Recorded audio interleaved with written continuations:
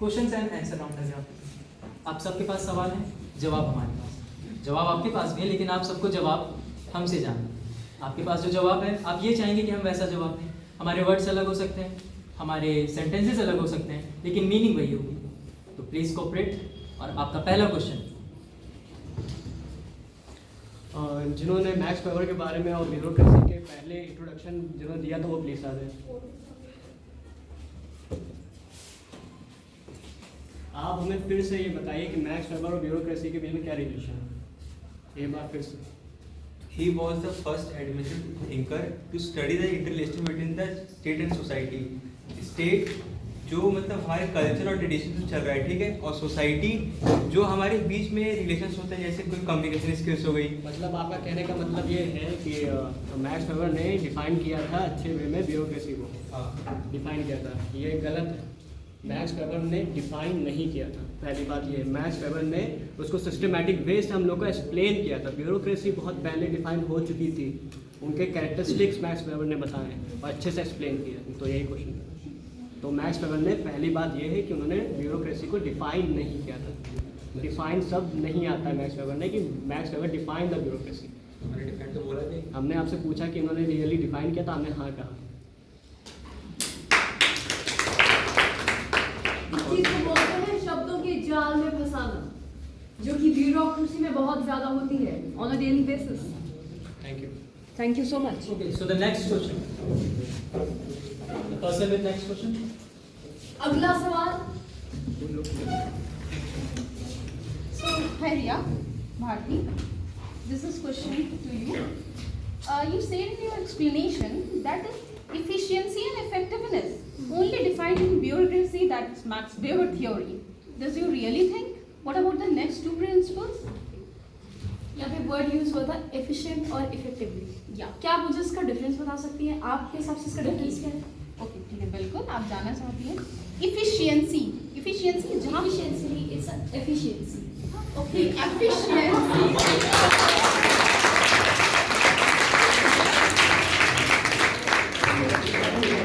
बात सही है। Efficiency. Yes, ma'am, great. Like, I then thought you will stand on the front of me and you will like so managing the under pressure. Great. Very nice performance under pressure. Yeah, great. Good job. So, efficiency, in which the cost is under cost.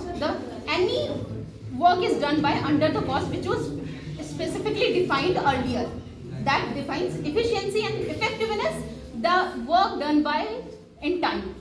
That defines the effectiveness. कोई भी काम जो जितनी लागत उसके लिए दी गई थी उतने में वो हो जाए, उसको उससे एक्सीड ना करे, वो इफिशियंसी होती है। और इफेक्टिवनेस होता है इतना समय मिला है ये काम करने के लिए और उतने ही समय में उस काम को मैं करके दे देती हूँ, तो वो होती है इफेक्टिवनेस। अब बताओ मुझे जो मैंने पूछा था तुमसे। पहली बात तो आप एक एफिशिएंट वर्ड को और एक इफेक्टिवनेस को आप इतना घसीट क्यों रही हैं? उसका मीनिंग तो इतना सिंपल है ना। यहाँ पे सिर्फ वर्ड में यूज इफेक्टिव और आपको इफेक्टिवनेस। समझ में आया मेरी एक्सप्लेनेशन? नहीं समझ में आई एक्सप्लेनेशन? यहाँ पे explanation please give me the yes and no answer. I Courtroom.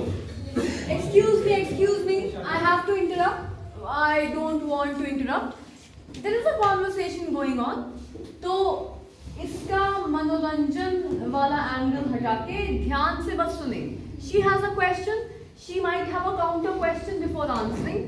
So let's be very patient listeners and let us observe what is happening between these two candidates. Just please तो आप लोग ज्यादा no answer. रोचक ना हो जाए और audience ज्यादा एक्साइटेड ना हो जाए, because we will not be able to observe the interaction. So please just give me your yes and no answer. Does you understand with my explanation? आपके एक्सप्लेनेशन से मैं सहमत ही नहीं हूँ। क्यों? क्योंकि आपका एक्सप्लेनेशन उस वे में नहीं है जिस वे में मैंने उसको बोला है। आप इफेक्टिवनेस और एफिशिएंट को अलग कर रहे हो। आपने मुझसे क्वेश्चन पूछा था इफेक्टिव और इफिशियंसी का मतलब क्या होता है? डिफरेंस पूछा था, मतलब नहीं। हाँ ठीक है, आपके हिसाब डिफरेंस से। डिफरेंस आपके हिसाब से आपने शायद सुना नहीं था। कोई बात नहीं, ह्यूमन एरर। ओके, तो आपने डिफरेंस पूछा था, तो एक का समय का है और एक का कॉस्ट का डिफरेंस है। एक समय के साथ पूरा हो जाता है और एक अगर कॉस्ट के साथ जितना पैसा दिया गया उतने में नहीं कर पाते हैं। कॉस्ट और समय का डिफरेंस है। अब सहमत हैं आप? सहमत तो अभी भी नहीं हूँ। चलिए आप अपनी ही मतलब बता दीजिए आप क्या। चलिए अगर आप सहमत नहीं है तो आप हो सकता है मैं एक श्रोता हूँ, मैं भी इन्वॉल्व हो सकती हूँ। इनके हिसाब से इन्होंने कॉस्ट, पैसा और समय जोड़ दिया और इन दो पैरामीटर्स को लेके ये इफेक्टिव और एफिशिएंट वर्कर्स के बीच में डिफरेंशिएट कर पा रही हैं। दो पैरामीटर्स हैं ये इनके। आप सहमत नहीं हैं तो आप किसी और बात से सहमत होंगी या कुछ और पैरामीटर्स को लेके इफेक्टिव और एफिशिएंट वर्कर्स के बीच में आप डिफरेंशिएट कर पाती होंगी। आपको अंतर चाहिए था ना? Yes ma'am. तो आपके हिसाब से अंतर क्या होना चाहिए, क्योंकि आप इनके उत्तर से सहमत नहीं। यस मैम, एफिशिएंट मतलब इन्हीं को बताइए, मैं तो बस इन्वॉल्व हो गई। कोमल जी, एफिशिएंट मतलब रिया जी जैसे बताइए। कि यहाँ पे 3 टीम मेंबर्स हैं, एक मुस्कान की, एक सागर की और एक क्रिश की। तीनों ने एफिशिएंटली वर्क करा है उस टीम में। बट मैम के अकॉर्डिंग किसने एफिशिएंट वर्क करा है ये तो मैम पे डिपेंड करता है ना। ओ आई थिंक सो आपने बहुत गलत तरीके से इसको पढ़ा है। आई वुड लाइक टू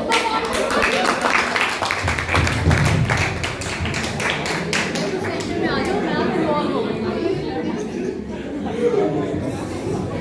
ये क्या जाएगा, आ जाएगा रिकॉर्डिंग में भी आसान हो। बहुत सही पॉइंट पकड़ लिया आप लोगों ने जो बोल दिया, बिल्कुल सही।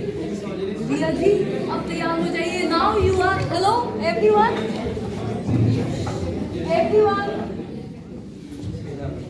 अगर किसी को अच्छे से इफेक्टिव और एफिशिएंसी का मतलब स्लैश अंतर पता होगा तो यहाँ पर miss Riya Bharati is in the hot seat right now. जी कंटिन्यू प्लीज कंटिन्यू, बड़ा मजा आ रहा है। आपने मुझसे बोला मैम ओके मैम, आपने मुझसे बोला 3 ग्रुप्स हैं, यही एग्जांपल ले लिया हमारे 3 ग्रुप्स का, और मैम ने अपने पैरामीटर से डिसाइड कर दिया कि ये ग्रुप डिसाइड नहीं किया है। हाँ वो करेंगी क्योंकि आज तो लास्ट चलो मेरे कोई भी पैरामीटर्स हैं। देखो यार, छोटी छोटी बातें मत पकड़ो, बोलने दो, लेट हर स्पीक फर्स्ट। सो आपने कहा कि मैम बताएंगी कौन इफेक्टिव है ना, इफेक्टिव वाला बोला था। Mister Sharma if you want to leave the class पता है प्लीज। इफेक्टिव पहले से वो स्टैंडर्डाइज्ड रहता है कि आप इतने समय में काम कर रहे हो, ठीक है। तो मैम का भी पहले से पैरामीटर बना रहा होगा, और अगर हमने नहीं किया उसमें तो ठीक है, सिंपली वो एक टीम को कह रही ये टीम इफेक्टिव नहीं हुई, हमने उस समय में काम करके नहीं दिया। तो मैंने आपको समय की फिर से बात आ गई, नोटिस माय वर्ड, समय की फिर से टाइम। समय मीन्स अभी ने बोला ना टाइम। चलो ठीक है टाइम। अब चलो इफिशिएंसी का मतलब बता। अरे ये क्या करा मतलब आप मुझे इफेक्टिव, मैंने आपसे, आपने बोल रहे इफेक्टिव मुझसे पूछ रही है। अरे मैंने तो आपके एग्जांपल लेकर आप मेरे से सहमत नहीं थी ना। इफिशिएंसी आपने फिर से मुझसे पूछा और ऊपर तो आप टाइम पे आ गई ना, मेरा कंफ्यूजन था, और एक बार आप टाइम पे आ गई ना। एक मिनट यहाँ पे एक बात है एग्जाम्पल की, जो एग्जाम्पल मैंने टीम मेंबर्स के लिए मैम को दिया था। So, before we start, I'm going to sound a questionnaire round. यहाँ पे डिबेट या जीडी नहीं हो रही है। अगर आप एक दूसरे से सहमत नहीं है, आप नेक्स्ट क्वेश्चन पे फर्दर मूव कर सकते हैं। आप यहाँ पे बहस मत करिए। बिल्कुल सही बात। बट यहाँ पे मेरा एक पॉइंट, मैम अगर क्वेश्चन हमारा एग्जैक्टली वहाँ पे सेटिस्फैक्शन नहीं होगा तो कैसे होगा? वही मेरा एक पॉइंट है। यहाँ पे सहमत नहीं है आप, लेकिन प्लीज ये मत भूलिए कि ये एक क्वेश्चन एंड आंसर राउंड है। यानी कि आपके अंदर इतनी कैपेबिलिटी, इतनी क्षमता होनी चाहिए कि अगर किसी के मन में कोई क्वेरी है, कोई सवाल है, तो उसको आप सैटिस्फाई कर पाए। तो सहमति असहमति तो लाइफ लॉन्ग चलती रहेगी रिश्तों में, लेकिन अगर सवाल उठा है तो उसका उत्तर निकलना जरूरी है क्लास में। क्वेश्चन एंड आंसर राउंड है। आप उसमें इस सवाल का उत्तर दे दीजिए। बस उत्तर देगी किसलिए? रिया जी अब डिफेंसिव मत होइएगा ma'am I would like to pass देखिए यही हो गई डिफेंसिव। अभी सेंटेंस खत्म नहीं हुआ, देखिए उनका सवाल देखिए आप ही से। अब आपसे है, क्यों शर्मा रही है? आ जाइए। और आप देखिए सुनिए, ब्यूरोक्रेसी है। आप आगे आइए, आप खड़े रहिए, आप ना तो अब इनकी टांग खींचिए और ना ही आप डिफेंसिव हो जाइए। बिल्कुल इम्पर्सनल रिलेशनशिप्स की तरीके से जवाब देने की कोशिश करिए, और अगर जवाब नहीं पता है तो मुझे जवाब नहीं पता है, या फिर आपके अनुमान से अकॉर्डिंग टू यू जो भी जवाब है जवाब दे दीजिए। फिर आपको जो लगता है अकॉर्डिंग टू यू आप अपनी टिप्पणी कर दीजिए, लेकिन हाँ कोशिश करेंगे कि इम्पर्सनल कॉन्वर्सेशन बना के रखें, इसको इंटरपर्सनल ना बनाएं, ठीक है। और एफिशिएंसी की बात हो रही है तो कम से कम समय में निपटाएं। So Riya, again I am asking, does you believe only in Max Weber theory, efficiency and effectiveness has defined? What about the next two principles?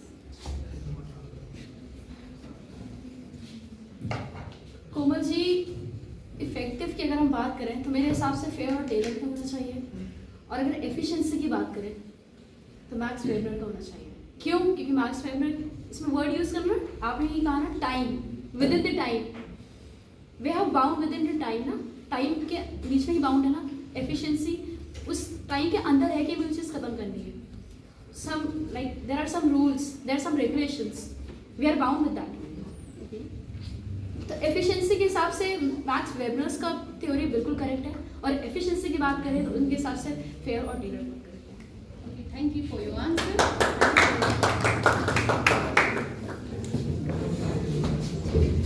गर्मा गर्मी थोड़ा सा ज्यादा हो गई थी पिछले सेशन में, कोशिश करें कि गर्मा गर्मी थोड़ी सी कम हो। जी Krrish. So here the Karthikeya is prepared with his question. My question is from Mr. Prakash. Mister प्रखर, वही तुम बता दो हायरार्की का मतलब क्या है। हायरार्की का मतलब होता है कि अगर वेबर पे मैं बताता हूँ वेबर कि हायरार्की उन्होंने इसलिए डिफाइन करा है कि ब्यूरोक्रेसी में कि कोई भी ऑफिशियल है, कोई भी उसकी पोस्ट है, एक प्रॉपर पोस्ट है उसकी, ठीक है। तो उसने क्या किया है, उसको एक स्टेप में डिवाइड करके रखा है। जैसे कि जो लोअर ऑफिशियल्स रहेंगे वो सीनियर ऑफिशियल्स के अंदर ही काम करेंगे, और मतलब ऐसा नहीं कि वो अपने मन से भी कुछ भी कर देंगे। इसलिए उन्होंने प्रॉपर स्टेप बाय स्टेप उन्होंने बताया है कि एक छोटा ऑफिसर जो रहेगा वो बड़े ऑफिसर के अंडर ही काम करेगा। ये उन्होंने हायरार्की के उसमें बताया है। Thank you. So are you satisfied? अगला सवाल। जी जी जी। Ruth. ये पावर और अथॉरिटी लेजिटिमेट वाला टॉपिक किसने बोला था? पावर, अथॉरिटी और लेजिटिमेसी वाली बात किसने करी थी? जी आ जाइए। शैलेश। तो क्या आप इस टॉपिक को थोड़ा सा इलेबोरेट कर सकते हो? मुझे थोड़ा कम समझ में आया था ये टॉपिक।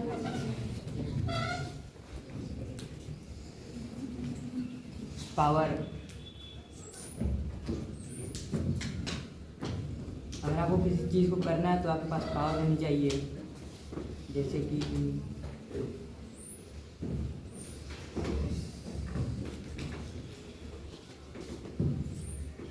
अगर आपको नहीं मालूम है पास कर दीजिए किसी को, वो भी आप जी। कर सकते हैं। आप बहुत ही ईमानदारी से कह सकते हैं कि मैं इस उत्तर का विस्तार नहीं दे पाऊंगा। नहीं, तो आप पास कर दीजिए किसी को। किसको पास करना चाहेंगे? क्रिस। मिस्टर क्रिश। वैसे मेरा कुछ टॉपिक था नहीं, पर मेरा टॉपिक है। लीडर मेरा है पूरा ना? ब्यूरोक्रेसी मेरा टॉपिक है। लीडर क्वेश्चन जो है। पावर और अथॉरिटी लेजिटिमेट वाली बात हुई थी इसमें, उसको थोड़ा सा आप डिस्क्राइब कर दीजिए, इलेबोरेट कर दीजिए। अच्छा, मैं आपसे इतना पूछ सकता हूँ, आप क्या समझे पावर से? पावर 2 वर्ड में चलिए समझे, वर्ड खेलते हैं हम लोग बस आज। पावर 2 वर्ड बताइए। क्वेश्चन मेरा था, आप पावर 2 वर्ड में बताइए। आप क्वेश्चन को वापस पलट रहे हैं मेरे ऊपर। हम वो पूछ रहे हैं जो आपको प्रेजेंटेशन से समझ आएगा। अभी नहीं वो समझ बताइए।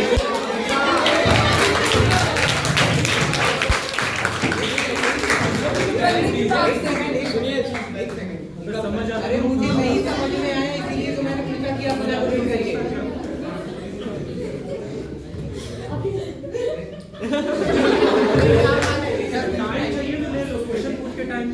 देखिए आप साथ अभी उसने भी यही कहा था कि स्टार्ट करते हैं।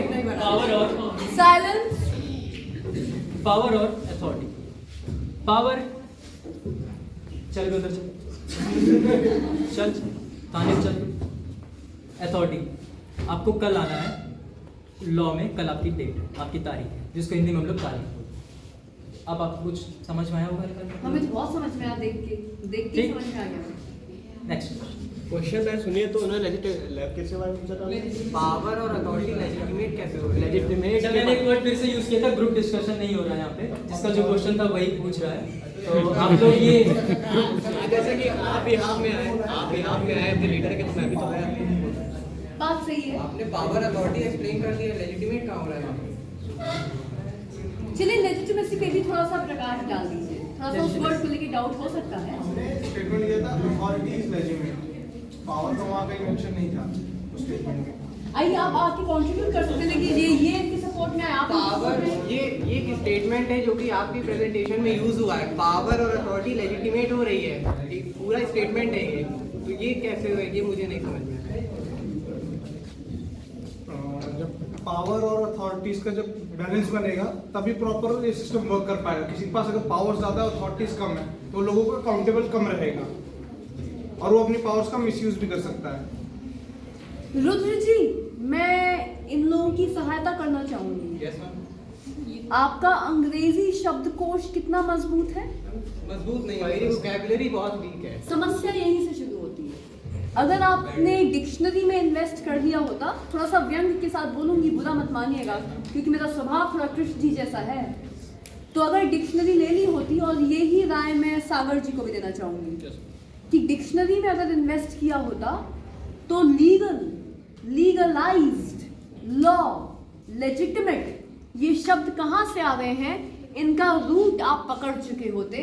और भाषा का एक मूल नियम है, एक फंडामेंटल रूल है कि हर एक शब्द का एक रूट वर्ड होता है। जड़, लॉ, लेजिटिमेट एक दूर का भाई है लीगल वर्ड का। तो वही कॉलर खींच के यहाँ कर दीजिए, क्योंकि आपके पास तो पावर है ना। डाकाशाही दिखाई दे रहा है, डाकाशाही दिखाई जा रही है। चल बे निकल, तू कौन होता है? कर दिया, मन मर्जी कर दी कृष्ण ने, है ना। इसको हिंदी में क्या बोलेंगे? इसको हिंदी में क्या बोलते हैं? डाकाशाही, तानाशाही। अब जैसे मैं टीचर हूँ, मैं क्लास में आई, भाई या तो क्लास में निकल जाओ, जो भी यहाँ से कुछ कुछ कर रहे हैं। मैं क्लास में आती हूँ, क्लास में हर टीचर तानाशाह होता है। वो बात अलग है कि वो तानाशाही या डाकाशाही दिखाता या दिखाती नहीं है। लेकिन अगर मेरा मन किया, मेरा मूड खराब है, मैंने आके कृष्ण को मार दिया आज एक थप्पड़, हम तो टीचर हैं, ये जाके क्या कर पाएंगे? कुछ कर सकते हैं? तो ये हो गई मेरी पावर। मैं टीचर हूँ, ये स्टूडेंट है, तो चांटा मार दिया, कुछ कर थोड़ी सकता है। मेरे खिलाफ कोई कॉन्सिक्वेंसेस होंगे नहीं, कोई मेरे खिलाफ आवाज नहीं उठा पाएगा। तो हमने पावर दिखा दी। लीगल सिस्टम अब ऐसा बन गया है कि मैं कॉर्पोरल पनिशमेंट नहीं दे सकती। यानी कि अगर अंग्रेजी शब्दकोश मजबूत हो और वोकैबुलरी रिच हो, तो आपको पता होगा कि हाथ लगा के फिजिकल पनिशमेंट मैं कुछ नहीं दे सकती इनको। मुझे इम्प्रिजनमेंट भी हो सकता है, फाइन भी लग सकता है, मेरी नौकरी भी जा सकती है, आगे जाके किसी और स्कूल में या कॉलेज में मुझे नौकरी ना मिले। ये लीगल सिस्टम है। लीगलाइज्ड सिस्टम से आता है एक और वर्ड जिसको आप दूर का कजन बोल सकते हैं, लेजिटिमेसी। मान लीजिए कृष्ण ने बोल दिया, आइए कृष्ण, मैंने इनसे पूछा, mister Krishna what is the colour of the sky, यानी कि आसमान का रंग क्या है? जवाब, इन्होंने बोल दिया ब्लू। मैं अपनी अंग्रेजी की प्रतिभा दर्शाने के लिए अब इनसे पूछती हूँ, इज योर आंसर लेजिटिमेट? यानी कि मतलब तो नहीं है, कानून ने तय नहीं किया है, प्राकृतिक रूप से ही वो नीला होता है, लेकिन लेजिटिमेसी जोड़ दी मैंने। कितने लेजिटिमेट आंसर है आपका? ब्लू। हाँ, दूर जाके देखा, रोज देखा, हर दिन जाके देख रहे हैं, नीला ही दिखता है। यानी कि हम अक्सर लेजिटिमेट वर्ड को फिगरेटिव तरीके से भी यूज करते हैं, यानी कि इनकी बात में तथ्य है, तर्क है। तो he has a legitimate answer to the question what is the color of the sky। ये तो आपको तरीका था समझाने का। अब कानूनन तौर पे आ जाते हैं लीगल सिस्टम में। डाउरी, अगर मिस्टर सागर डाउरी लेते हुए पकड़े गए तो जेल जाएंगे कि नहीं? क्यों जाएंगे? क्योंकि कानून है, The legal system of the country will make sure that Mr. Sagar and his family gets imprisoned if they are caught collecting dowry. Am I right? Yes, ma'am. This is the legal system. अब mister कृष हैं उस जिले के DIG या IG, inspector general, बहुत ही ऊंची post होती है, SP से ज्यादा। अभी विवाह होने को 5 मिनट है, डाउरी देते हुए रंगे हाथ मिस्टर सागर त्रिपाठी पकड़े गए। खड़े हो जाइए, पकड़े गए। अब ये IG हैं थोड़े से तीखे मिजाज के, अब जाके कॉलर पकड़ के यहाँ ले जैसे इनकी कॉलर पकड़ ली, काम धंधा हो नहीं रहा।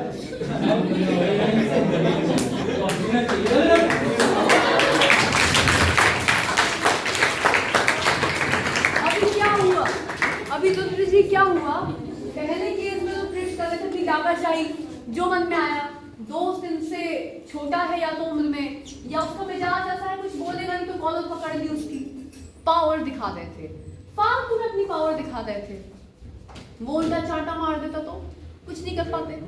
अभी यहाँ पर IG आए हैं, इनके पास लीगल पावर है इनकी कॉलर पकड़ने के लिए, क्योंकि ये दहेज लेते हुए रंगे हाथ पकड़े गए हैं। तो यहाँ पर अभी जो उन्होंने प्रदर्शन किया जिस पर सबको बहुत हंसी भी आई, that is the legitimate use of power. That is why authority is known as legitimate. Power is illegitimate. Authority is legitimate because legitimacy word comes from the root word law. There is a legalized system in India against dowry. So now this officer has a legitimate authority to grab this man's collar. तो जिस legitimacy word पे आपको बात कुछ समझ में नहीं आ रही थी, वैसे तो 100-150 रुपए की डिक्शनरी से काम हो जाता, लेकिन थोड़ा सा एक्सप्लेनेशन हमारा लंबा हो गया। इसलिए मैं कहती हूँ कि जितना ज़्यादा आप अपनी टेक्निकल नॉलेज पे ध्यान देते हैं बहुत अच्छी बात है, देना चाहिए, लेकिन बच्चों भाषा के बिना कुछ नहीं कर पाओगे। हिंदी भाषा और अंग्रेजी भाषा, at least 2 languages you should be a master of, you should have a control of, Hindi and English. Hindi क्योंकि आपकी मातृभाषा है, इसके बिना काम नहीं चल पाएगा। English because it's the global binding language, इसके बिना तो आपका कतई काम नहीं चल पाएगा। तो legitimacy आप legal system / law से समझ जाते और शायद power और authority का discussion इतना lengthy नहीं होता। Legitimacy is all about legalization. Mr. Krish Mishra, the Inspector General of that district, has legitimate authority, which means power vested into him by the law to grab his collar. Legitimacy, authority. समझ में आ गया? Yes, ma'am. Are you satisfied with the answer? Yes, ma'am. एक dictionary खरीद ले, dictionary खरीद ले। Thank you so much.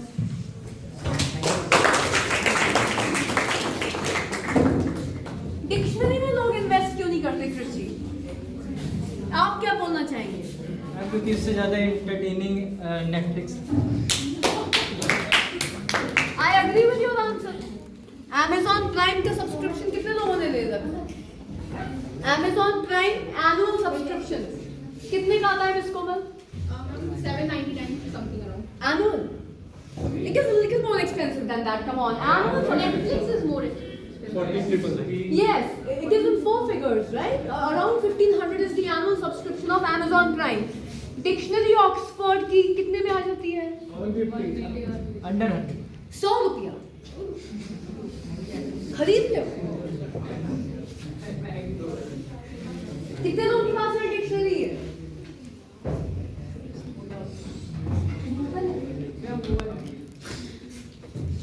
Google पे फिर से वही जवाब दूंगी मैं। People who are relying on technology will suffer one day. कुछ चीजें ट्रेडिशनली रहे तो अच्छी लगती हैं। Google Baba will not help you all the time. You should have the habit of keeping a dictionary at home, which you can refer to whenever it is required. Certain things are good only when they are used in a traditional way. Technology is good, but always remember it is not reliable. अगर आपका phone crash हो गया airport जाते जाते और आपके सारे airport की डॉक्यूमेंट्स फोन पे ही हैं, जाओ प्रिंट आउट निकाल के फिरो, तुम्हारी फ्लाइट मिस हो जाएगी. Technology is beautiful but it's not reliable. You can use Kindle and book reads and whatever, लेकिन जो सुख और जो आनंद एक किताब को पढ़ने में है वो इन सब मशीन्स में नहीं है. वैसे और भी बहुत सारे प्रैक्टिकल एग्जाम्पल्स हैं जहां पर टेक्नोलॉजी जब क्रैश करती है तो कुछ नहीं कर पाओगे. I am not against technology, ये जीपे यूपीआई ऐसे लाइफ बहुत आसान हो गई है, but you can't rely on technology all the time. Phones crash, laptops get bugged unless you have an Apple MacBook, but not everyone owns a MacBook. So do not just depend on Google Baba for finding out answers to every meaning of every word. Invest in a good quality Oxford dictionary. Next question, please.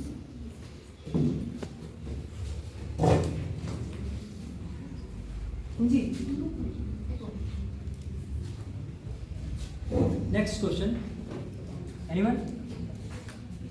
Sagar. Shivansh, Manya, Riya. Sorry Riya Bharti, आप तीनों ने rules की बात करी है. Rules की बात करी है और ब्यूरोक्रेसी में सिर्फ रूल्स होते हैं कि स्ट्रिक्ट रूल्स होते हैं, उनको फॉलो करवाया जाता है. कैसे रूल्स होते हैं? Very strict rules. Very strict rules, उनको फॉलो टेक ओवर. आपका क्वेश्चन ये है कि रूल्स होते हैं, स्ट्रिक्ट रूल्स होते हैं, very strict, not even strict, very strict rules. मैंने ये भी अपने मेंशन किया अपने एक्सप्लेनेशन में. Have you heard a saying called you have to do it either by hook or by crook. That truly makes sense over here. इसी से explain हो जाना चाहिए.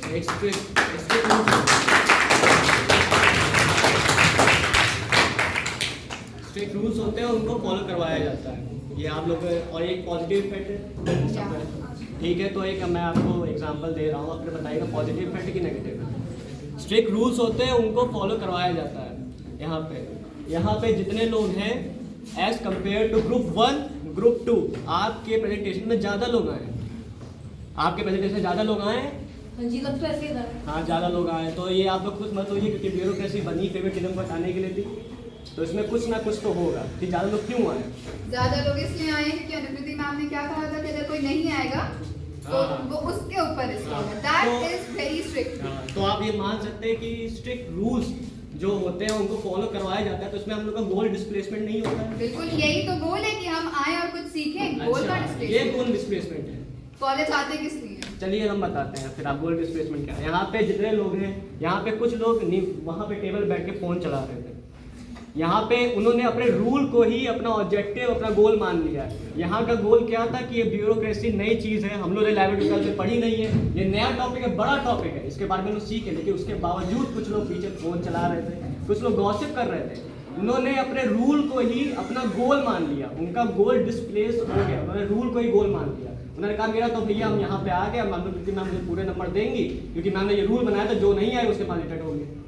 ये तो rule 75% attendance is compulsory in college. अब college बच्चा आ गया और पीछे सो रहा है, उसका मेन ऑब्जेक्टिव क्या था? कॉलेज आके सीखना. लेकिन उसने रूल को ही अपना ऑब्जेक्टिव बना लिया कि रूल पूरा हो गया, ये मेरा गोल पूरा हो गया. तो आप फिर मैं आपसे पूछना चाहता हूँ कि ये पॉजिटिव है हम लोग के लिए, हम लोग की पर्सनल ग्रोथ के लिए. ओके, तो मैम ने रूल बनाया उस दिन. इफ यू रिमेंबर, मैम तो मुझे अच्छे से याद होगा, मैम ने आज एक नया रूल बनाया था. 3 लोगों को उठाया था फॉर पेट्रोलिंग. उनका रूल था, उनके लिए ये रूल थे कि उन्हें देखना है कि कौन, if they are paying attention or not, if they are using their mobiles or not. ये सब तुम्हारे लिए रूल्स थे. You were supposed to do all this. And first of all, आप सबको चेंज करने से बेटर पहले खुद को चेंज करें. Charity begins at home, right? तो फर्स्ट ऑफ ऑल तुम्हें पेट्रोल का काम तुम्हें दिया गया. पॉजिटिव है कि नेगेटिव है? Very positive. Very positive. अभी भी आप कह रहे हैं रूल्स हम लोग के लिए वेरी पॉजिटिव है. ठीक है, एक चीज़ को मैं एक्सप्लेन करता हूँ. टाटा की कार है, ब्रेक मार रहा था, वायर टूट गई. अब मैं रतन टाटा के पास जाऊँगा, भैया आपने वायर ठीक से नहीं बनाया, मेरी गलती है, मैंने वायर का मेंटेनेंस नहीं कराया, मैंने गाड़ी का मेंटेनेंस नहीं कराया, मैं ठीक से ब्रेक नहीं मारा, तो इसके लिए मैं टाटा या पूरे टाटा कंपनी थोड़ी ब्लेम कर सकता हूँ. अगर आप पर्सनली आप इस चीज़ को सीरियस नहीं ले रहे हैं, आप फोन चला रहे हैं, आप मीम्स देख रहे हैं, तो इसके लिए आप पूरे ब्यूरोक्रेसी को आप नहीं बोल सकते कि ब्यूरोक्रेसी आपके ऊपर थोपी जा रही है। यही यहाँ पर मैं एक और पॉइंट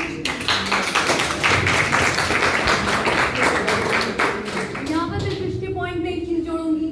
यस डेफिनेटली मैंने रूल बनाया कि सबको आना है, लेकिन ये कॉमन सेंस है। अगर आप अधिकारी बने हैं, आप किसी जिले के IAS ऑफिसर हैं, कहीं के IPS ऑफिसर हैं, और मान लीजिए मुख्यमंत्री आ रहे हैं आपके राज्य में किसी प्रेजेंटेशन के लिए, उस दिन ये स्टैंडिंग ऑर्डर लगा है कि हर एक अधिकारी को पहुंचना ही पहुंचना है, नहीं पहुंचोगे तो सस्पेंड होगे, ये फाइल में लिखा हुआ है। तो बेटा मुख्यमंत्री आ रहे हैं और उस एरिया के IG ने ये उस दिन के लिए नोट शीट सबको दे दी है कि उस दिन जो नहीं आएगा उसको सस्पेंशन ऑर्डर मिल जाएगा। तो आप ये कैसे सोच सकते हो कि रूल ये है कि वहां बस बैठ जाओ और पीछे बैठ के इंस्टाग्राम की रील चलाते रहो? रूल ये नहीं है। वहां का IG ये मान के चल रहा है कि आपने प्रीलिम्स पास किया, मेंस पास किए, इंटरव्यू में आप उत्तीर्ण हुए, यानी कि जाहिर है कि आपकी पर्सनालिटी, आपका व्यक्तित्व ऐसा है कि आपके अंदर इतनी कॉमन सेंस है कि आपको उस फंक्शन में इसलिए बुलाया जा रहा है ताकि वहां पर आप वैल्यू ऐड कर सकें, अपनी प्रोडक्टिविटी को ऐड कर सकें, ना कि बैठ के अटेंडेंस लगाकर अपने मीम्स चेक करें। ये चीज टेकन फॉर ग्रांटेड है by the inspector general of that area, जो कि ACP को रिपोर्ट कर रहा है और ACP होम मिनिस्टर को रिपोर्ट कर रहा है। ये चीज मान के चलते हैं। तो आपने जिस तथ्य पर इनको बोला कि कुछ लोगों ने तो रूल को ही अपना गोल बना लिया है, यही बात गलत है। क्योंकि अगर ये रूल ये भी बनाती मिस मान्या कि if you will not come 5 marks will be deducted from your PUT, she has made the rule, she has all the right to make that rule because she is taking it for granted because you are competent enough to understand that the primary objective of sitting in this classroom today is to learn something new about bureaucracy. After that, if you are playing on your memes, you have proved yourself to be a highly incompetent officer. तो जो आपने बात बोली थी कि यहाँ पर कुछ लोग जो पीछे बैठे हुए हैं सिर्फ अटेंडेंस के लिए बैठे हुए हैं, यानी कि उन्होंने रूल को ही अपना गोल बना लिया है। ऐसे लोग जो होते हैं अफसरशाही में जब पकड़े जाते हैं, उनको बोलते हैं घूस देते हुए पकड़े गए, या किसी इंटरपर्सनल रिलेशनशिप में फेवरेटिज्म को करते हुए पकड़े गए, तो सस्पेंड तो होते ही है ना। वो बात अलग है कि सिस्टम इतना बड़ा है, सारे के सारे डिटेक्ट नहीं हो पाते, लेकिन यहाँ पर मैं जिसको डिटेक्ट कर लूंगी उसके मार्क्स तो कटेंगे ही। एट द सेम टाइम आज रूल होने के बावजूद भी कुछ बच्चे जेन्युइन रीजंस की वजह से नहीं आ पाए, फॉर एग्जांपल मिस्टर सत्यम, लेकिन उनकी रिपोर्ट मेरे दफ्तर में मेरे टेबल पे बहुत पहले जेन्युइन रीजन के साथ आ चुकी थी। आपको लगता है वो रूल उन पे लागू होगा? क्यों नहीं लागू होगा? क्योंकि मुझे पता है वो अधिकारी किसी जेन्युइन रीजन की वजह से दिलकुशा भी नहीं जा पाया था, यानी कि उस दौरे पे भी नहीं जा पाया था, तो इस दौरे पे भी नहीं जा पा रहा। तो सत्यम जी जैसे भी कुछ अधिकारी हैं और बाकी कुछ अधिकारी जैसे बैक बेंचर्स हो सकते हैं जो अटेंडेंस की फिराक में आए हैं लेकिन मीम्स देख रहे हैं। तो वहीं पर अफसरशाही में आप बोल सकते हैं कि किसी जिले में बैठे हैं और घूस खा रहे हैं, रिश्वत खा रहे हैं। अगर ये पकड़ लेंगी और अगर मुख्यमंत्री तक वो बात पहुंच जाएगी तो इमीडिएटली सस्पेंशन ऑर्डर पास हो जाएगा ना बेटा। जितने भी लोग यहाँ पर टाइम पास के लिए या सिर्फ अपनी मुंह दिखाई के लिए आए हैं, मुझे ऑलरेडी पता चल रहा है कितने लोगों ने यहाँ एक्टिवली पार्टिसिपेट किया है, कितनों के मार्क्स बढ़ेंगे आज या नहीं बढ़ेंगे वो मैं ऑलरेडी ऑब्जर्व कर रही हूँ। तो उसकी चिंता की बात नहीं है, लेकिन जब रूल बनाया जाता है तो साफ साफ रूल ना फॉलो करने के कॉन्सिक्वेंसेस उस नोट शीट में होते हैं। वो कॉन्सिक्वेंसेस ब्यूरोक्रेसी क्यों लिखती है, मुख्यमंत्री क्यों लिखते हैं, या प्रधानमंत्री क्यों लिखते हैं, चीफ मिनिस्टर क्यों लिखते हैं, IG DIG को क्यों लिखता है, DIG SP को क्यों लिखता है। अगर ये काम नहीं करोगे तो ये हो जाएगा। कॉन्सिक्वेंस की बात कर रहे हैं ना। बताइए ब्यूरोक्रेसी में जो इतने स्ट्रिक्ट रूल्स हैं, मान्या ने बिल्कुल सही बोला, they are very strict rules. Strict rules also come with a notification of negative consequences for not following those rules. नहीं तो वो स्ट्रिक्ट हो कैसे सकते हैं? अगर मैं बोल दूं कि Miss Manya please wear your complete formal uniform and come to college, this is a rule, yes और नो, यस और नो, वी अग्री, ये एक नियम है। अब इसको ब्यूरोक्रेटिक रूल बनाना है। Miss Manya, if you will not report to college in your full formal attire, 10 marks will be deducted from your mathematics exam. अब बताइए जरा क्लास में जितने भी हैं, अब ये रूल पहले रूल से ज्यादा स्ट्रिक्ट हो गया कि नहीं हो गया? क्यों हो गया? क्योंकि इसमें हमारा इसमें हमने एक नेगेटिव कॉन्सिक्वेंस जोड़ दिया कि अब अगर आप नहीं करेंगी तो ऐसे ही जाने नहीं देंगे, 10 मार्क्स कटेंगे या सैलरी कटेगी या सस्पेंशन ऑर्डर पास हो जाएगा। तो अब आप ही की एनालॉजी, अब मान लीजिए मिस मान्या कंप्लीट फॉर्मल यूनिफॉर्म में कॉलेज में आती हैं, लेकिन बैठ के मीम्स देख रही हैं, काम नहीं कर रही हैं, तो ये इनकी प्रॉब्लम है, दैट्स हर प्रॉब्लम। मान लीजिए रूल इन्होंने बनाया, she made the rule keeping it in mind कि अगर मिस मान्या आज IAS ऑफिसर बनी है किसी राज्य की, तो इतनी कॉम्पिटेंट होंगी कि इनको इतनी अपने काम को लेके कॉमन सेंस होगी कि ये रूल मेरे काम के प्रति ईमानदारी और सत्यनिष्ठा दिखाने के लिए बनाया गया है, ना कि इसलिए कि मैं बस यूनिफॉर्म पहन के आ जाऊं और दफ्तर में आके बैठ जाऊं और मीम्स देखती रहूं। ये ब्यूरोक्रेटिक सिस्टम मान के चलता है, डेमोक्रेसी मान के चलती है कि आपके अंदर इतनी कॉमन सेंस है कि ये रूल्स बनाए गए हैं ताकि आप ईमानदार अफसर बने रहें, ना कि इसलिए कि आप दफ्तर में आके बैठ के कुछ और करते रहो। हाँ, मैंने तो फॉर्मल यूनिफॉर्म पहनी हुई है। तो जो आपका सवाल था उसका बेस इतना स्ट्रांग नहीं था, क्योंकि ये हम मान के चलते हैं कि अगर रूल बना है आज 5 मार्क्स कटेंगे, तो ये इसलिए बना है because we have taken it for granted कि आप सब लोगों के अंदर इतनी कॉमन सेंस और इतनी मैच्योरिटी, इतनी परिपक्वता होगी कि आपको पता है कि आज आप यहाँ पर कुछ नया सीखने के लिए आए हैं, ना कि इसलिए कि यहाँ पर आके अपनी मुंह दिखा दो ताकि तुम्हारे PUT में मार्क्स जुड़ जाएं। आपका सवाल का बेस गलत था।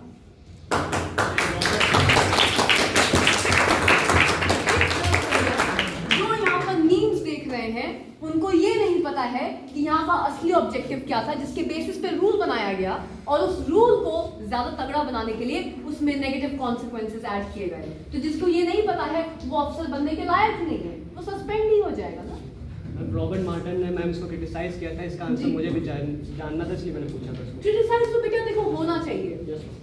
आप किसी भी सिस्टम में अगर हैं, मान लीजिए सिस्टम छोड़िए, कोई भी छोटे साइज का ऑर्गेनाइजेशन ले लीजिए या बड़े साइज का ऑर्गेनाइजेशन ले लीजिए, रूल्स अगर स्ट्रिक्ट होंगे और ज्यादा से ज्यादा स्ट्रिक्ट होते जाएंगे तो कहीं ना कहीं तो आप सफोकेटेड फील करेंगे। यस और no? This is basic human psychology.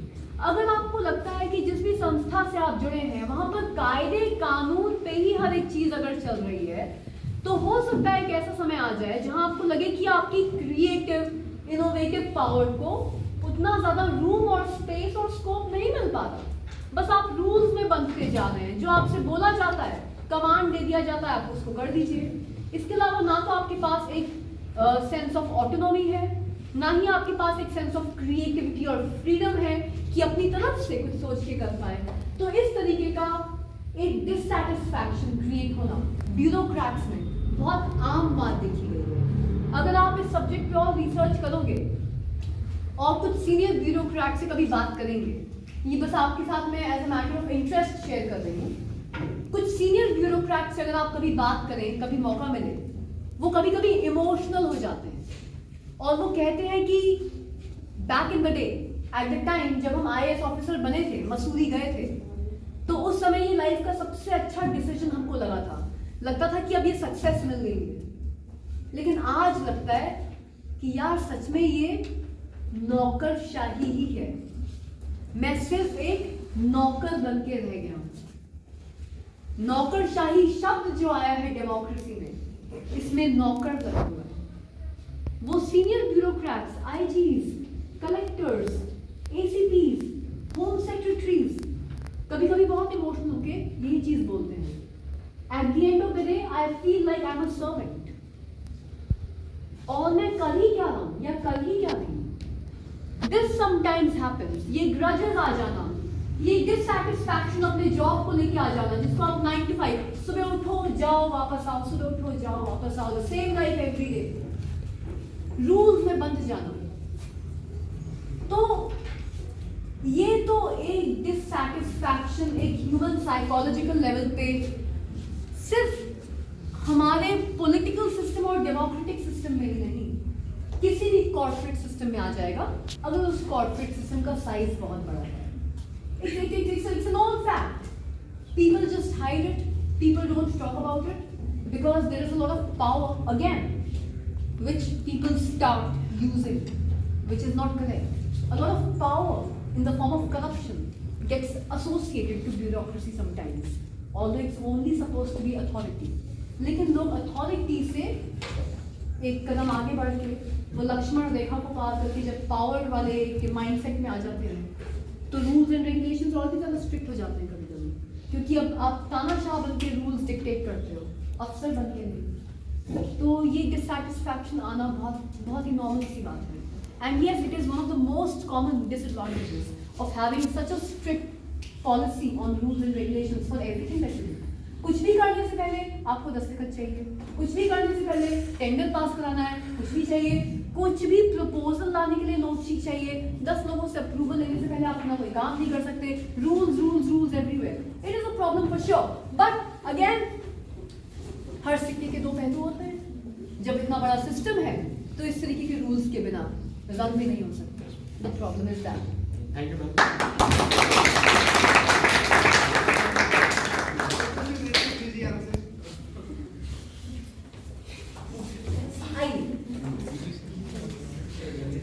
देखिए, ब्यूरोक्रेसी है, स्ट्रिक्ट रूल है, ठीक है, ब्यूरोक्रेटिक है ना, ब्यूरोक्रेटिक में आप मतलब प्रेजेंटेशन दे रहे हैं, स्ट्रिक्ट रूल है, ठीक है।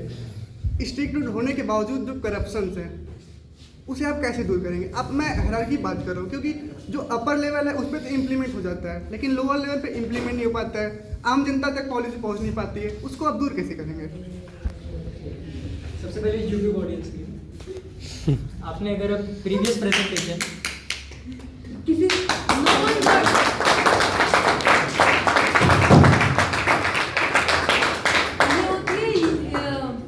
अच्छा लिया तो आपने, चलिए यूट्यूब वाली बात करी, व्हाट्सएप यूनिवर्सिटी में ये सवाल बहुत ही ज़्यादा प्रचलित है। व्हाट्सएप यूनिवर्सिटी, सबसे पहले अगर आपने प्रेजेंटेशन 1 और 2 देखा होगा तो प्रेजेंटेशन 2 में मेरा एक सवाल था कोमल से कि अगर रिवॉर्ड नहीं मिलता है तो एक सुपीरियर, एक क्या कर्तव्य बनता है अपने सबऑर्डिनेट के साथ। क्या आपने वो क्वेश्चन सुना था? बट मेरा क्वेश्चन है जो वो आप नहीं समझ पा रहे हैं। आपका क्वेश्चन सेम है, आपका क्वेश्चन सेम है। यहाँ करप्शन की बात हुई, वहाँ रिवॉर्ड की बात हो रही। आप बोल रहे हैं सब कुछ मतलब ये स्ट्रिक्ट रूल है, पावर है, सब कुछ, बट आप मतलब जो जब आम जनता पे इम्प्लीमेंट नहीं हो पा रहा है, कहीं ना कहीं आप अपने बात को ही काट रहे हैं, क्योंकि आम जनता का जो नॉर्मल है उसका तो नहीं पा रहा है, कहीं ना कहीं जो पावर बैठा है, ऊपर लेवल बैठा है, उसका काम हो जाएगा। I would like to interrupt here. पहले सवाल पूछने से पहले अपने तथ्यों को 10 बार जांच लें। आप किस तथ्य के बेसिस पे कह रहे हैं कि जो सामान्य जनता है वहां तक रूल्स नहीं पहुंच पा रहे? क्या आप 100% श्योर हैं?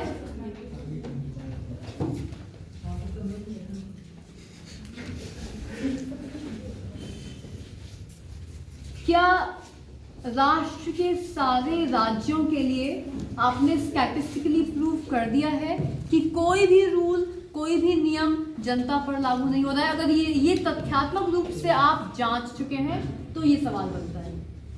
पहले तो ये बता दीजिए, एग्जाम्पल्स फिर दिए जाएं। जैसे फॉर एग्जाम्पल जब योगी जी की सरकार आई तो पाया गया स्टैटिस्टिकली कि क्राइम रेट आम जनता में बहुत कम हो गया। बहुत ही बेसिक सा एग्जाम्पल दे रही हूँ, फिर मैं तेलंगाना का भी कोई एग्जाम्पल दे दूंगी, लेकिन स्टैटिस्टिकली बात करिए फिर तथ्य के बेसिस पे। आपने बहुत ही स्ट्रॉन्ग स्टेटमेंट बोला है कि रूल्स जनता पर तो लागू नहीं हो पा रहे, तो पहले 100% सुनिश्चित कर लीजिए कि आपके सवाल में तार्किक दम है, उसके बाद आगे। पहले तो ये भी हो सकता है मीडिया अब ब्यूरोक्रेटिक है, पावर है, ठीक है। अब ये भी तो हो सकता है कि अब जो बोला जा रहा है मीडिया वो दिखाए, आपको सच्चाई ना दिखाएगा, मतलब जो आप मीडिया से बोल रहे हैं वो दिखाएगा। चलिए आप अपने बेसिस से बताइए, आप लखनऊ में रहते हैं, आपको जब से मान लीजिए बीजेपी की सरकार आई है, मेरे को बीजेपी से कोई मतलब नहीं है, अब वो सरकार है तो इसलिए मैं बोल रही हूँ, कुछ भी आपको क्राइम रेट या करप्शन में, या मान लीजिए 10-90 के आने से, विमेन्स पावर सेल के आने से, ये कोई भी चेंजेस आपको आते हुए नजर नहीं आए?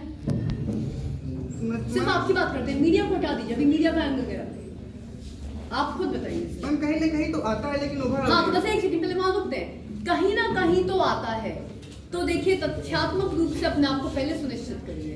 तो ये नहीं कह सकते आपकी जनता तक नहीं आ रहा, चाहे वो 15% आ रहा है, चाहे वो 25% आ रहा है, लेकिन आ तो रहा है। लेकिन इतना गहरा स्टेटमेंट बोलना आपके लिए नहीं, इतना गहरा स्टेटमेंट अगर आप बोल देंगे कि जनता तक नहीं आ रहा है, तो ये थोड़ा सा इसीलिए अनफेयर हो जाए। मेरा क्वेश्चन ये है कि 100% कैसे पहुंच में? अच्छा ठीक है, देखिए इसलिए मैंने कहा कि सवाल किसी ने यहाँ पर प्रेजेंटेशन में बोला था, शब्द बहुत ज्यादा इंपॉर्टेंस रखते हैं, तो सवाल की जब आप फ्रेमिंग करें तो ऐसे करें कि सवाल सही आए। ये भी तो सकता है जो 15% बैठे हैं वो पावर में है, इसलिए उनका हो रहा है, और बाकी जो आम जनता उनका नहीं हो रहा है। नहीं, मैंने ऐसे बहुत सारे लोग देखे हैं जो पावर में नहीं है लेकिन उनको बहुत फायदा हुआ है। कहीं ना कहीं मैम ये भी तो हो रहा है, योजना बन रहा है, ऊपर लेवल पे मतलब इम्प्लीमेंट हो रहा है, कहीं ना कहीं कोई ऑफिसर है जो करप्शन कर रहा है, जनता का पैसा भी खा जा रहा है। अब देखिए ना, अब आप अपनी खुद की बात को नेगेट कर रहे हैं, अब आप कोई पे आ गए, कोई पे फ्रॉम द स्टेटमेंट। आपको पहला स्टेटमेंट क्या था, जनता तक नहीं पहुंच रहा, अब आप कोई पे आ गए। एक मिनट पहले बात खत्म कर दो, अगर तुम बोल नहीं दोगे तो फिर यहाँ पर बहसबाजी शुरू हो जाएगी, फिर तो ये लोकसभा है। पहले आपने बोला कि जनता तक नहीं पहुंच रहा, हाँ कि ना? हाँ, पहले मैंने ये बोला। अब आप कह रहे हैं कोई लोग ऐसे हो सकते हैं, कोई मतलब मैम एक सेकेंड, कुछ लोग पावर में हो सकते हैं, कुछ लोगों की लॉबी स्ट्रांग हो सकती है, जिनको फायदा मिल रहा है वो ज्यादा पावरफुल हो सकते हैं। लेकिन क्या इस समय सवाल पूछते वक्त आपके पास सॉलिड प्रूफ है ऑन पेपर कि जिन लोगों को फायदा मिला है किसी भी सरकारी योजना से वो पावर में बैठे हुए लोग थे? आपके पास हाँ या ना में इस समय जवाब दीजिए। इस समय मेरे पास नहीं है। हाँ तो बस अब यहाँ से पकड़ो और यहाँ से जवाब देना शुरू करो। इस समय मेरे पास आपके पास इस समय है कि मतलब जो जिसके पास है वो मतलब आम जनता नहीं है, मतलब पावर पे। क्योंकि देखिए सवाल जिसने पूछा उसके पास रिकॉर्ड, मेरे पास रिकॉर्ड नहीं, आप भी तो रिकॉर्ड दिखा सकते हैं, आपके पास रिकॉर्ड है। आपको मैं एग्जांपल दे रहा हूँ, बहुत प्यारा, बहुत अपने क्लास का एग्जांपल है। जैसे कि हमारे क्लास की सीआर है, ये हमारे क्लास की सीआर है, और रूल जो होता है ये होता है कि एक वोटिंग होगी जिसके हिसाब से सीआर चूज किया। कल को मैं इनकी सत्ता पलट दूं, चलिए इसको खड़ा कर दूं और सबसे मैं बोल दूं वोट फॉर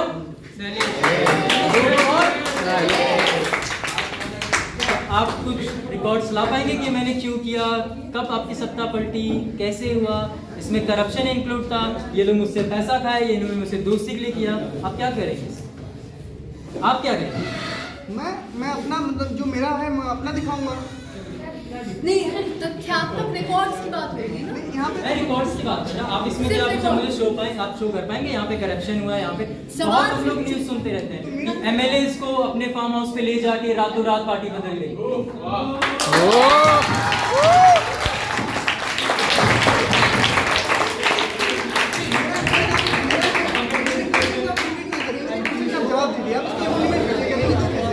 प्रॉब्लम एक ही हमारी, प्रॉब्लम आपके सवाल से नहीं है, प्रॉब्लम यहाँ से आ गई कि आप तथ्यों को बीच में ले आए, रिकॉर्ड्स की बात करने लगे, तो वहां पर हम अपनी बात पे अड़े हो गए कि रिकॉर्ड्स पहले मैं क्या, सुनो ये चीज तुमको आगे जाके काम आएगी। सवाल करने से पहले एक चीज सुनिश्चित कर लेना, जिससे सवाल पूछ रहे हो उसको काउंटर क्वेश्चन करने के लिए तुम्हारे पास लॉजिक है कि नहीं।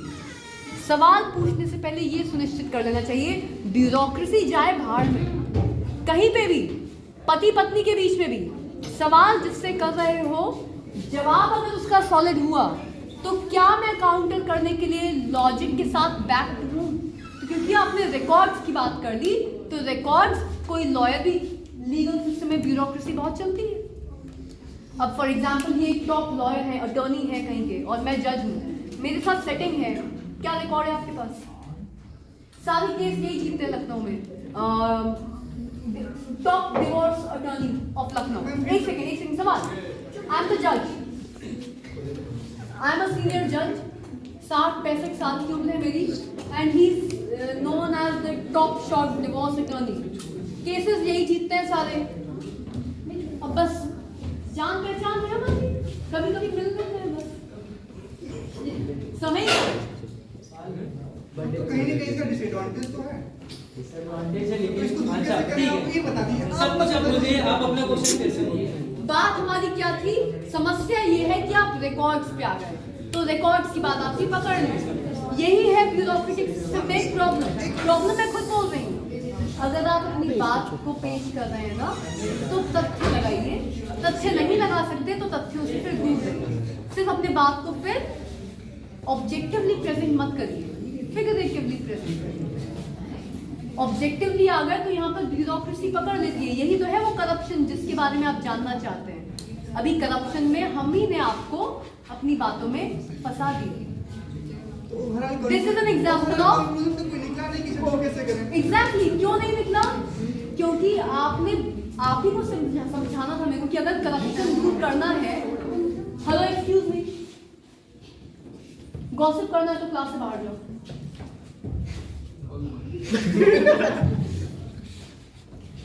करप्शन को दूर करना है ना, सवाल सहज बनाते, अभी तक जवाब मिल जाता। अब करप्शन दूर क्यों नहीं हो रहा है वो समझाने के लिए तुम्हारी एक बात पकड़ ली मैंने। अच्छा तथ्य, अब अपने आप को बचाना है। कृष ये तो अपने पीछे पड़ गए, कैसे बचाए अपने आप को? बात पकड़ लो बंदे, इसी पे उलझाएंगे, करप्शन शुरू हो गया। अब आप फंस गए। अब ये नेवर एंडिंग डिबेट है, 10 साल तक ये जुडिशियल सिस्टम में केस चलेगा। ये थोड़ा लोग हम उनको उलझाएंगे, फाइल कभी बंद नहीं होगी, पैसे बहुत खर्च हो जाएंगे, एक दिन खुद गिव अप कर देंगे। This is corruption. ये सुनो तो मैम ये भी तो कुछ मैं क्वेश्चन कर सकते हैं। एक सेकंड, तुम्हारा सवाल करप्शन, जनता तक बात नहीं पहुंचती, जनता को भला नहीं होता, जनता को ये वो सब नहीं होता। क्यों नहीं होता है? क्योंकि जब चीजें बहुत जटिल हो जाती हैं, सवाल का जवाब यही है, bureaucracy is a very big system, it's a very complicated system. जैसे ही कॉम्प्लिकेशन आई, जैसे फॉर एग्जाम्पल जनता तक नहीं पहुंचता, इस बात को हमने उठा लिया, आपके पास क्या सबूत है, और वहां से हमने एक केस बना दिया जो 20 साल तक चल रहा है। ये है करप्शन। करप्शन चल रहा है, आपको न्याय नहीं मिल रहा, 20 साल से आप लड़ रहे हैं इस बात पे, आपको हम न्याय लेने ही नहीं दे रहे। यहाँ पर कोई एक मैडम थी जिन्होंने एक बात बहुत अच्छी बोली थी, I think it was Manya, charity begins at home.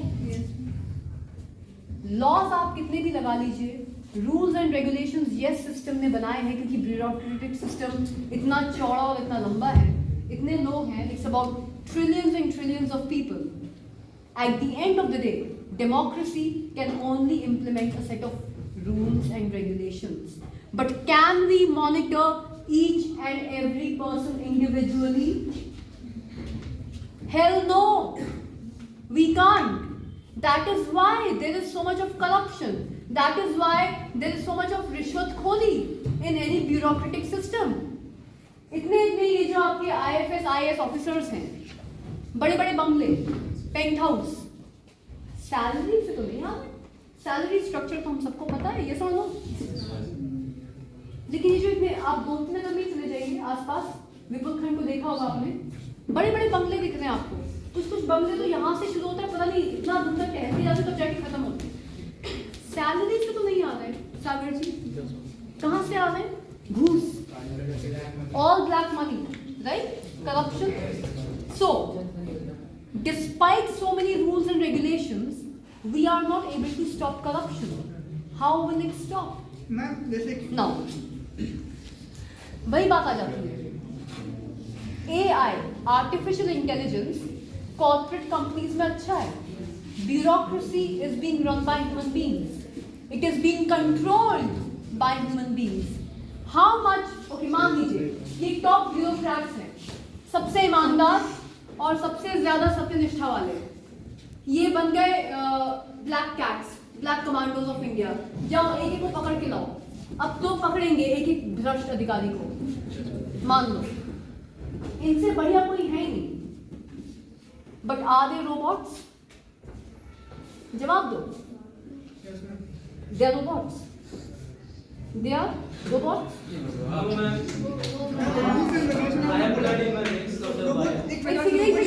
यार तुम ना पॉइंट से हट लो, वीडियो लंबा होता जा रहा है। Are they robots? Is this my question only? Yes or no? Yes or no में पहले जवाब दो। अगर ये रूल्स फॉलो कर रहे हैं तो रोबोट है डेफिनेटली। अगर सिर्फ रूल फॉलो कर रहे हैं वोट काउंट काम, ये जो प्रोग्रामिंग करेंगे वही काम। ओके एक सेकंड चल मान ले रोबोट, मान लेते तुम रोबोट हो, 8 घंटे तुमको सोना खाना चाहिए। एक सेकंड बोल रहा हूँ, let's have a vote, let's have a vote, please go. No,